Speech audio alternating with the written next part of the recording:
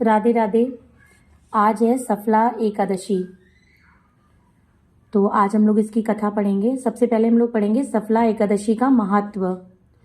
धर्मराज युधिष्ठिर कहने लगे कि हे जनार्दन, मैंने मार्गशीर्ष शुक्ल एकादशी अर्थात मोक्षदा एकादशी का सविस्तार वर्णन सुना।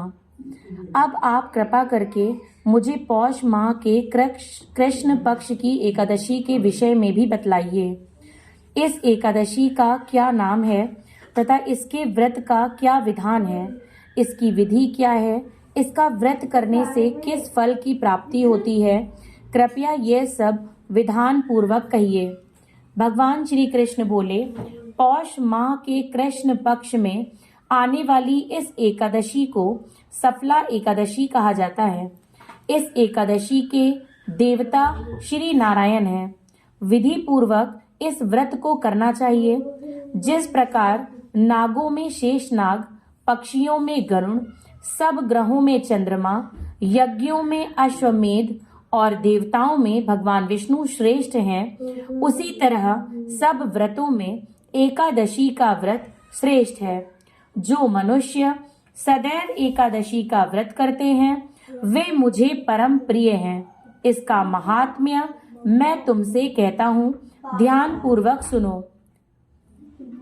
भक्त वत्सल भगवान श्री कृष्ण कहने लगे कि धर्मराज, मैं तुम्हारे स्नेह के कारण तुमसे कहता हूँ कि एकादशी व्रत के अतिरिक्त मैं अधिक से अधिक दक्षिणा पाने वाले यज्ञ से भी प्रसन्न नहीं होता हूँ।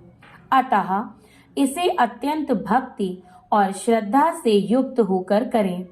हे राजन, द्वादशी युक्त पौष कृष्ण एकादशी का महात्म्य तुम एकाग्रचित होकर सुनो। सफला एकादशी व्रत की कथा।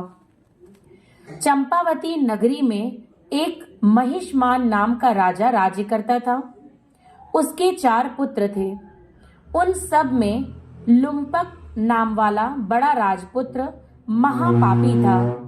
वह पापी सदा परस्त्री और वैश्यागमन तथा दूसरे बुरे कामों में अपने पिता का धन नष्ट किया करता था।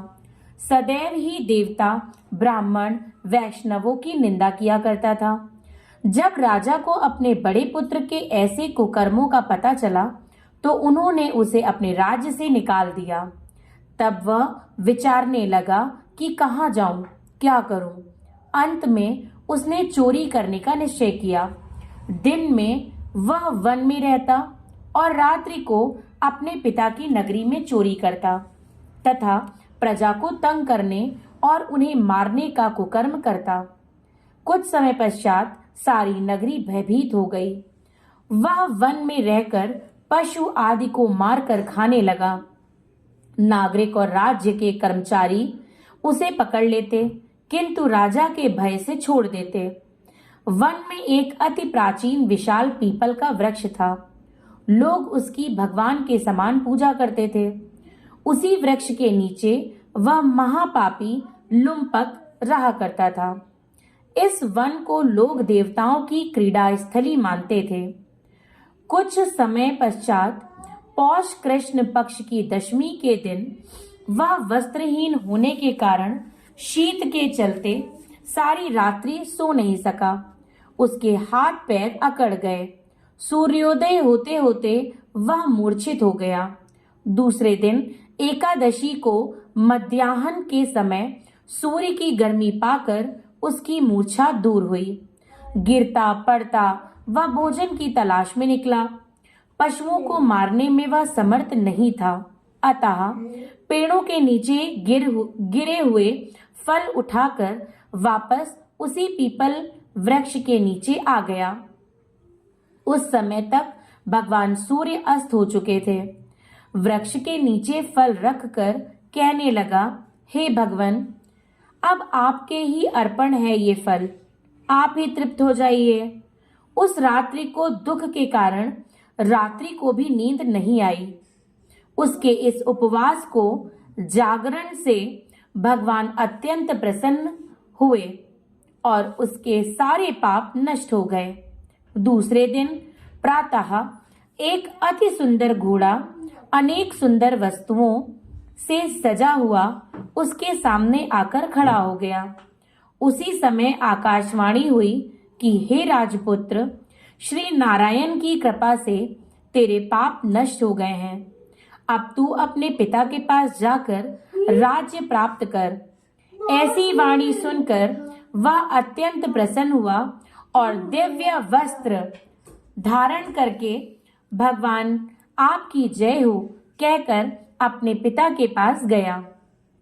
उसके पिता ने प्रसन्न होकर उसे समस्त राज्य का भार सौंप दिया और स्वयं वन के रास्ते चल दिए।